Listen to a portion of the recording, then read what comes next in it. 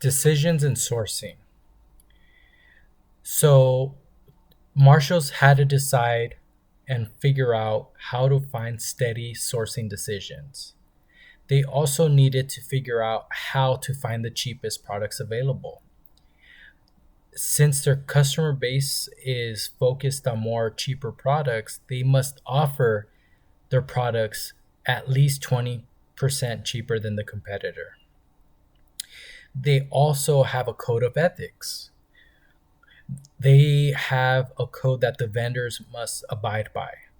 They make sure that the vendors have no child labor. They ensure that their vendors have ethical practices, and they also make sure that their vendors pay their employees fair wages for the market. So, TJX Corporation needs to find a source that not only fits their needs, but also needs to find a source that is sustainable. They offer products at a discounted price, so they need to find companies that regularly sell to them their off season clothing as well as any extra clothing that they have. They need to build relationships with the vendors so that they get priority. Since there's no set sourcing actual source, they need to find vendors that they can also negotiate with.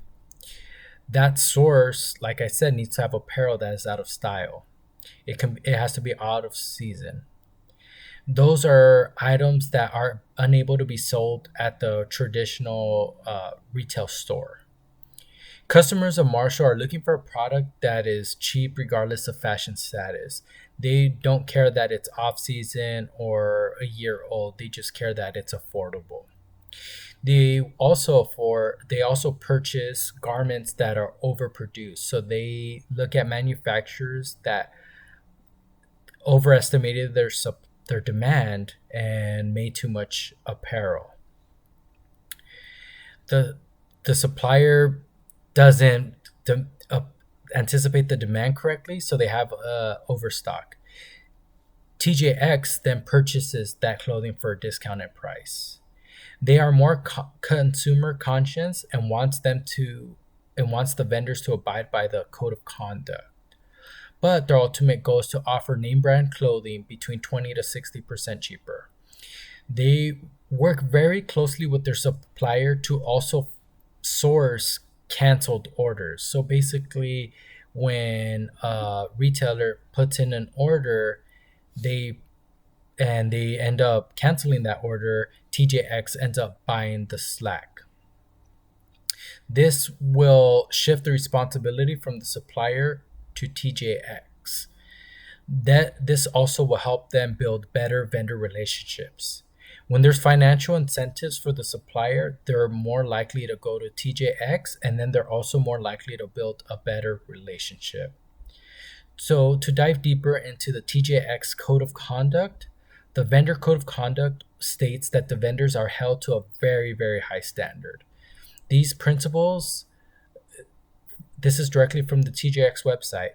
These principles have been informed by, in many instances incorporate human rights, labor rights, and anti-corruption standards enunciated by the United Nations and other respected international bodies, such as the International Labor Organization and its core standards. So not only does TJX look at America's ethics, but they also look at local ethics as well.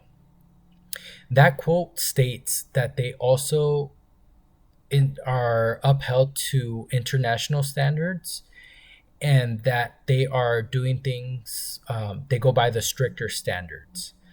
They don't use child labor, and they also ensure that the vendors are paying their employees properly.